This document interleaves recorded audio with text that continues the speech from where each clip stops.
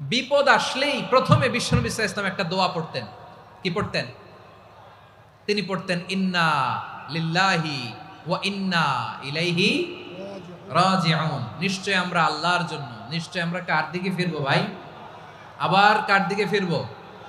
আওয়াজ করে বলুন তো, আমরা এসেছি কার কাছ থেকে, আবারও ফিরে যাব কার কাছে?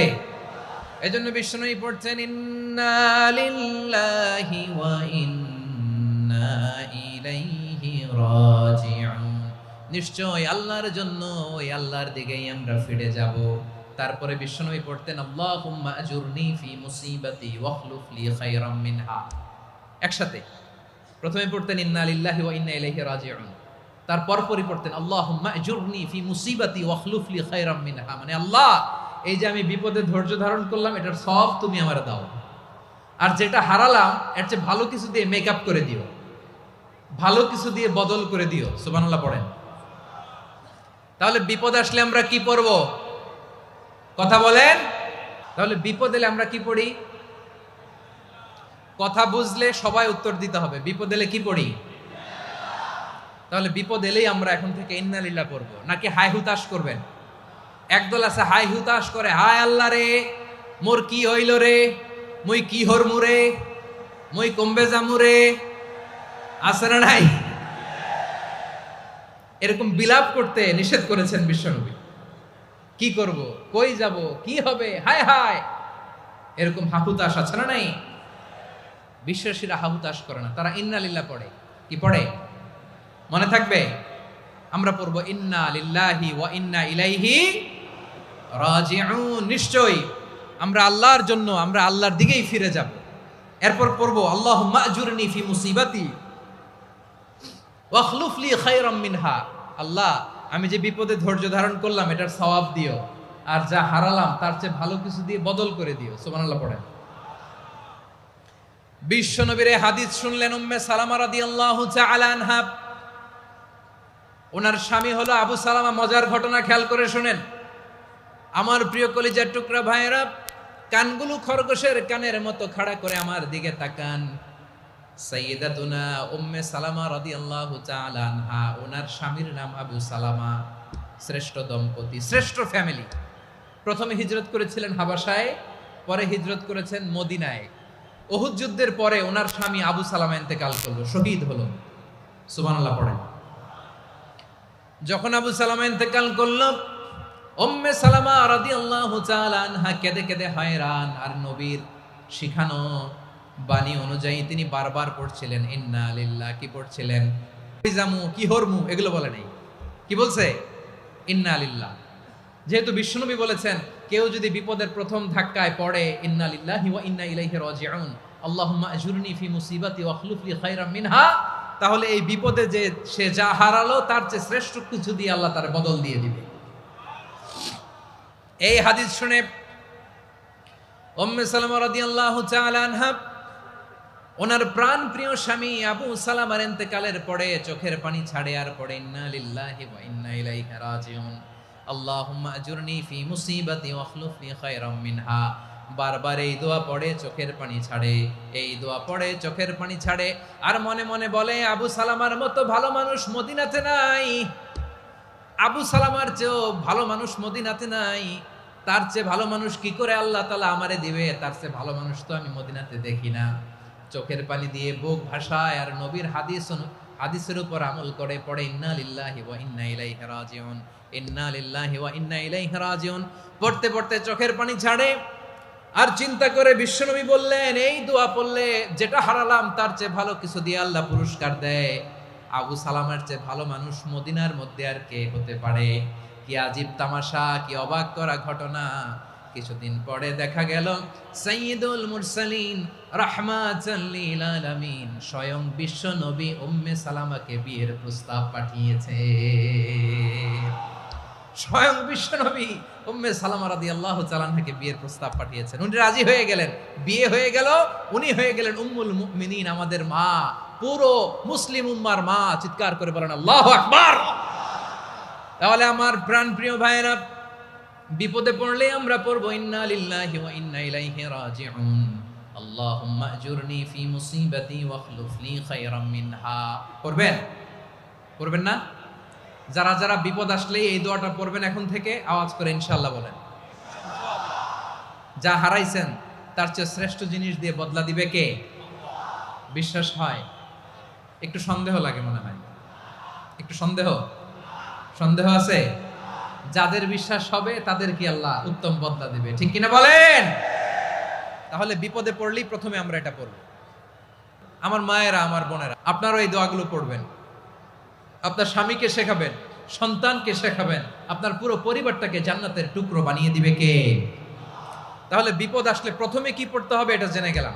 এরপরে বিপদ আসলে নিজেকে কি করে আল্লাহর কাছে সঁপে দিতে হয় এটাও জানার দরকার আছে না নাই? বিপদে প্রথমে ইন্নালিল্লাহ পড়লাম, ধৈর্য ধারণ করলাম, বিপদ থেকে উদ্ধারের সর্বোচ্চ চেষ্টা করলাম। আমার কাজ যখন শেষ তখন আমি আমার এই বিষয়টা আল্লাহর কাছে সঁপে দিব। কার কাছে সুপর্দ করব? কার কাছে? বিপদে বললে কেমন করে নিজেকে আল্লাহর কাছে সঁপে দিতে হয় আসুন সাইয়েদনা ইব্রাহিম আলাইহিস সালামের জীবনী থেকে জানি। আল্লাহর খলিল ইব্রাহিম আলাইহিস সালাম আমাদের মতো সমাজ ব্যবস্থা পায় নাই। আমরা জন্মের পরে আমাদের কানের ভেতরে আজান দিয়েছে কে? একামত দিয়েছে কে? আমাদের বাপ দাদারা আমাদের কানে আজান দিয়েছে কি দেয় নাই?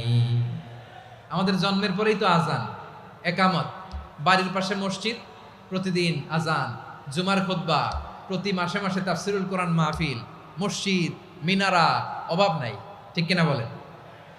আপনি যেই সুন্দর ইসলামিক এনভায়রনমেন্ট পেয়েছেন, আমাদের ইব্রাহিম খলিল উনিও কি এরকম পেয়েছিলেন?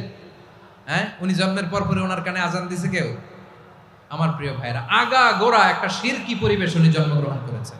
উনি ছাড়া ওই তল্লাটে একজনও আল্লাহর উপর বিশ্বাসী নাই। কল্পনা করতে পারেন? গোটা তল্লাটে, গোটা দেশে বিশ্বাসী মুমিন, আল্লাহর উপর বিশ্বাস স্থাপনকারী কয়জন? সবাই বলেন কয়জন? বাকি সব মুশরিক। বাকি সব মুশরিক নিজের সাথে নিজে শক্ত বোঝাপড়া করে, অ্যানালজি করে, সেলফ কনভারসেশন করে উনি মহা সত্যের সন্ধান পেয়েছে। উনি আকাশের তারা দেখে ভাবে মনে হয় এটাই আমার খোদা, পরে দেখে তারা নাই, মনে মনে বলে না তাইলে এটা না। আবার চাঁদ দেখে বলে চাঁদটা বড় মায়া লাগে, মনে হয় এটাই আমার রব, পরে দেখে চাঁদও নাই, কয় না এটা না। এরপরে দ্বীপ প্রহরের জলজলে সূর্যটা খাঁ খাঁ করে গোটা পৃথিবীটারে রৌদ্র দিয়ে তাতিয়ে রাখে। তিনি ভাবলেন মনে হয় এটাই আমার রব, কারণ এটাই তো সবচেয়ে বড়। কিন্তু বিকেল বেলা ওই সূর্যটাও যখন চলে যায়, সাইয়েদনা ইব্রাহিম বলে না এটাও তো নাই, আমার খোদা যদি আমারে ছেড়ে চলে যায়, বিপদে পড়লে আমারে উদ্ধার করবে কে? এভাবে নিজের সাথে অ্যানালজি, সেলফ কনভারসেশন করতে করতে করতে তিনি মহা সত্যের সন্ধান পেয়েছেন। সুবহানাল্লাহ পড়েন। সব শেষে তিনি ডিসিশন নিয়ে ঘোষণা দিলেন, ইন্নী ওয়াজ্জাহাতু ওয়াজহিয়া লিল্লাযী ফাতারাস সামাওয়াতি ওয়াল আরদা হানিফান ওয়া মা আনা মিনাল মুশরিকিন। নিশ্চয় আমি এমন সত্তার দিকে মনোনিবেশ করলাম, মুখাপেক্ষী হলাম, যিনি আকাশ বানিয়েছেন, জমিন বানিয়েছেন, আমি মুশরিক নই। সুবহানাল্লাহ। পারতেন? আপনি পারতেন? কেউ নাই, লক্ষ লক্ষ মুশরিক, আপনি একা। ওনার মতো এরকম বিচক্ষণতা দিয়ে আল্লাহরে খুঁজে পাইতে পারতেন আপনি? কি নবী ছিল, আল্লাহকে খুঁজে পেয়েছে।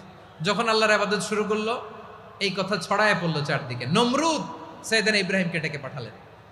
নমরুদ বলে, ইব্রাহিম তুমি নাকি মূর্তির পূজা না করে কোন নতুন রবের ইবাদত করো, কে তোমার রব? সাইয়েদনা ইব্রাহিম বললেন, রব্বি আল্লাযী ইউহয়ী ওয়া ইউমীত, আমি এমন রবের ইবাদত করি যিনি জীবন দেন, যিনি মৃত্যু দেন। নমরুদ বলে, তাই নাকি? তোমার রব জীবন দেয়, মৃত্যু দেয়? আর এটা তো আমি দেই, আমিও তো জীবন দেই, আমিও তো মৃত্যু দেই। সাইয়েদনা ইব্রাহিম বললেন, কেমন করে তুমি জীবন দাও, মৃত্যু দাও, একটু দেখাও তো। নমরুদ জেলখানা থেকে দুজন কয়েদিকে ডেকে আনলো, কয়েদি এনে অর্ডার করলো, একটাকে এখনই শিরোচ্ছেদ, হেড অফ, ডেথ পেনাল্টি, মৃত্যুদণ্ড দেয়া হলো, ফিনকি দিয়ে রক্ত বেরোলো। নমরুদ বলে, দেখো দুজনকে ধরে আনলাম, একজন কয়েদিকে দিলাম ডেথ পেনাল্টি, মৃত্যুদণ্ড, ওরে মৃত্যু দিলাম।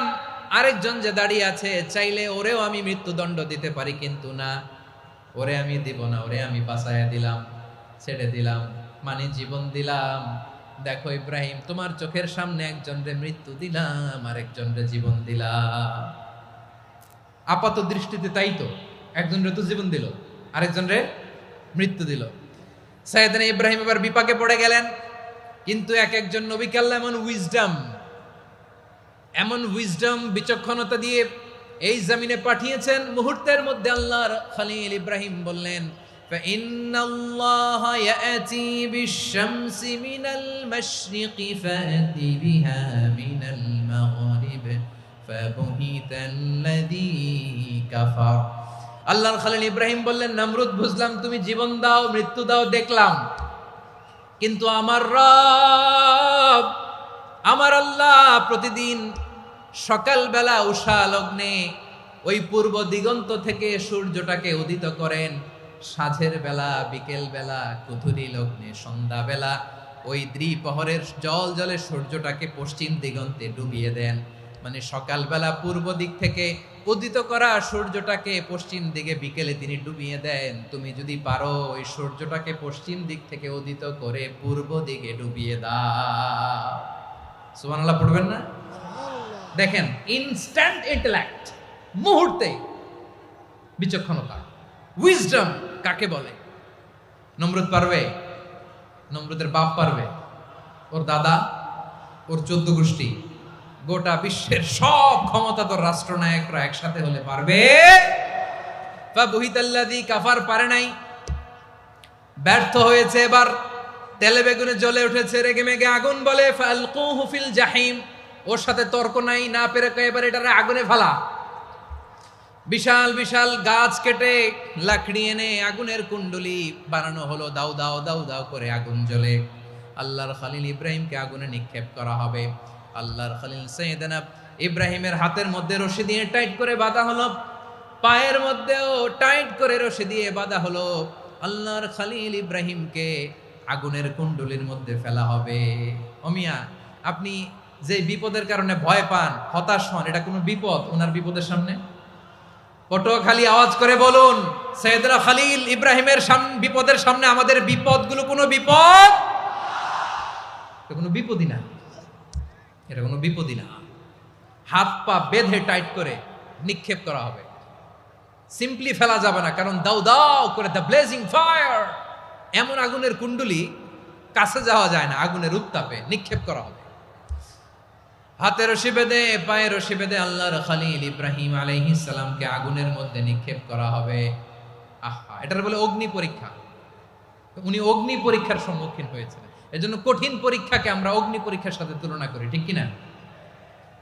সাইয়েদনা জিবরাইল এসে বললেন, ও আল্লাহর খলিল, ওরা তো আপনার হাতও বেঁধে ফেললো, পাও বেঁধে ফেললো, নড়াচড়ার সুযোগ নাই, বলেন আমি জিবরিল ফেরেশতা আপনার জন্য কি করতে পারি? আল্লাহর খলিল ইব্রাহিম বলেন, ও জিবরাইল, তোমার কাছে আমার কোনো চাওয়া পাওয়া নাই। সুবহানাল্লাহ বলেন। তোমার কাছে বলার কিছু নাই, তোমার সাহায্যের আমার দরকার নাই। সাইয়েদনা ইব্রাহিম আলাইহিস সালামকে হাতে পায়ে রশি বেঁধে হাত পা বাঁধা অবস্থায় জ্বলন্ত অগ্নিকুণ্ডে যখন নমরুদের দলবল নিক্ষেপ করবে, আল্লাহর খলিল কিভাবে নিজেকে আল্লাহর কাছে সঁপে দিয়েছেন, পটুয়াখালীর ভাইরা খেয়াল করে শুনুন। হাত পা বেঁধে আল্লাহর খলিলকে যখন নিক্ষেপ করা হবে, তিনি মুখ ফুটে বলে ফেললেন, হাসবুনাল্লাহু ওয়া নি'মাল ওয়াকিল। হাসবুনাল্লাহু ওয়া নি'মাল ওয়াকিল, আমার জন্য আল্লাহই যথেষ্ট, আমার জন্য আল্লাহই যথেষ্ট। তিনি আমার সবচেয়ে বড় গার্ডিয়ান, তিনি আমার সবচেয়ে বড় অভিভাবক। জিব্রাইলের সাহায্যে অফারকে ফিরিয়ে দিলেন। দুনিয়ার বুকে কারো কাছে কিছু বলেন নাই, মুখ ফুটে বলেছেন হাসবুনাল্লাহ। ও আমার পটুয়াখালীর প্রাণের ভাইয়েরা, খেয়াল রাখবেন, কোন বান্দা তার হাতে থাকা সব চেষ্টাটুকুন করার পরে মুখ ফসকে মুখ দিয়ে যখন বলে ফেলে হাসবুনাল্লাহ, বান্দা যখন হাসবুনাল্লাহ বলে ফেলে, ওই ব্যাপারটা ডিল করার দায়িত্ব স্বয়ং আল্লাহ আরশের উপর থেকে নিয়ে নেয়। আপনি যখন বলে ফেলবেন হাসবুনাল্লাহ, এটা ডিলিং করবে কে তখন? চিল্লায় বলেন না, তিনি কে? বান্দা তার সাধ্যের সবটুকু চেষ্টার পরে নতজানু হয়ে যখন বলবে হাসবুনাল্লাহ, আল্লাহ তুমি আমার জন্য যথেষ্ট, নি'মাল ওয়াকিল, তুমি আমার শ্রেষ্ঠ অভিভাবক, তখন তার কি দরকার না দরকার এটা ডিল করে স্বয়ং আল্লাহ। নিক্ষেপ করা হলো সাইয়েদনা ইব্রাহিমকে অগ্নিকুণ্ডলিতে। হাজার হাজার মানুষের দৃশ্য দেখার জন্য জড়ো হয়েছে এরকম বিশাল ময়দানে। কিন্তু কি অবাক করা ঘটনা, সবাই ভয় পাচ্ছিল, না জানে কি হয়ে যায়। আল্লাহর খালিলকে যখন আগুনের কুণ্ডলিতে নিক্ষেপ করা হয়, আল্লাহর খালিল ইব্রাহিম আগুনের কুণ্ডলীর মধ্যে বসে বসে মানুষগুলোর দিকে তাকিয়ে হাসতে শুরু করে দেয়। কারণ আকাশ থেকে রব্বুল আলামিন স্পেশাল ভার্ডিক্ট নাজিল করেছেন, স্পেশাল হুকুম জারি করেছেন, কুলনা ইয়া নারু কুনি বারদান ওয়া সালামান আলা ইব্রাহিম। ও আগুন খবরদার, সৃষ্টির শুরু থেকে তোকে একটা ধর্ম আমি বাতলে দিয়েছিলাম, তোর ধর্ম, আগুনের ধর্ম হলো যা পাবে জ্বালিয়ে সারখার করবে। আল্লাহ বলল, আগুন তোর ধর্ম দিয়েছিলাম, তুই সব জ্বালিয়ে পুড়িয়ে সারখার করে দিবি, কিন্তু ক্ষণিকের জন্য আমি তোর জ্বালিয়ে দেওয়ার ক্ষমতাটাকে কেড়ে নিলাম, জ্বালিয়ে ভস্ম করে দেওয়ার ক্ষমতা আমি কেড়ে নিলাম। কুনি বারদান, ঠান্ডা হয়ে যা, কিন্তু এত বেশি ঠান্ডা হবি না আবার আমার ইব্রাহিমের জন্য সর্দি লেগে না যায়। সুবহানাল্লাহ, এত আসতে বললে হবে?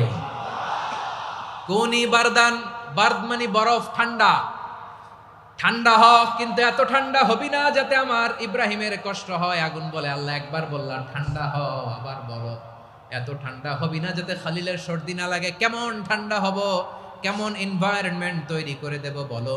আল্লাহ বললেন, সালামান আলা ইব্রাহিম, আমার খলিল, আমার কলিজা, আমার ইব্রাহিমের জন্য তুই জান্নাতের গুল বাগিচা হয়ে যা। ও ভাই, নবী মুসার মতো ঈমান হলে রাস্তা হবে সাগর জলে, নবী ইউসুফের মতো ঈমান হলে একে একে দরজা খোলে। নবী ইব্রাহিমের মতো ঈমান যদি আজও থাকে বিদ্যমান, অগ্নিকুণ্ডে দেখতে পাবে খুবসুরত এক ফুল ভাগা। কুলনা ইয়া নারু কুনি বারদান ওয়া সালামান আলা ইব্রাহিম। বান্দা যখন মুখ দিয়ে বলে হাসবুনাল্লাহ, আমার আল্লাহ আমার জন্য যথেষ্ট, এই বলে যখন নিজেকে সঁপে দেয়, তার কি লাগবে ওই দায়িত্ব স্বয়ং নিয়ে নেয় কে? সবাই বলেন, স্বয়ং নিয়ে নেয় কে? তাহলে আমার প্রিয় ভাইরা, বিপদের শুরুতেই আমরা বলবো ইন্না লিল্লাহ। শুরুতে কি বলবো? এরপরে যেই বাক্যটা পড়ে নিজের পরিস্থিতিকে আল্লাহর দরবারে সঁপে দিব, সেটা হচ্ছে হাসবুনাল্লাহ। সেটা কি? বিষ্ণু বলেন, লা ইয়াজালু লিসানুকা রাতাবান মিন যিকরিল্লাহ, সব সময় আল্লাহর স্মরণ দিয়ে, জিকির দিয়ে জিহ্বাটারে সিক্ত রাখো। আর শয়তানু জাসিমুন আলা কলবি ইবনে আদম, শয়তান বনি আদমের কলবে খামচি মেরে বসে থাকে। ফাইদা যাকারাল্লাহ খানাসা, মানুষ যখন আল্লাহর স্মরণ করে জিকির করে, শয়তান দৌড়ে পালায়। ওয়া ইদা গাফালা ওয়াসওয়াসা, যখনই বনি আদম গাফেল হয় তখনই শয়তান তার হৃদয়ে ওয়াসওয়াসা দেয়। এজন্য বিপদে পড়লে ইন্না লিল্লাহ, নিজের সব টুকুন করার পরে, নিজের রোল প্লে করার পরে নিজেকে আমরা কি বলে সঁপে দিব? সবাই বলেন, সবাই বলতে হবে, আরো জোরে বলে, মনে থাকবে? বিপদে পড়লে প্রথমে ইন্না লিল্লাহ, এরপরে নিজেকে যখন সঁপে দিব তখন হাসবুনাল্লাহ।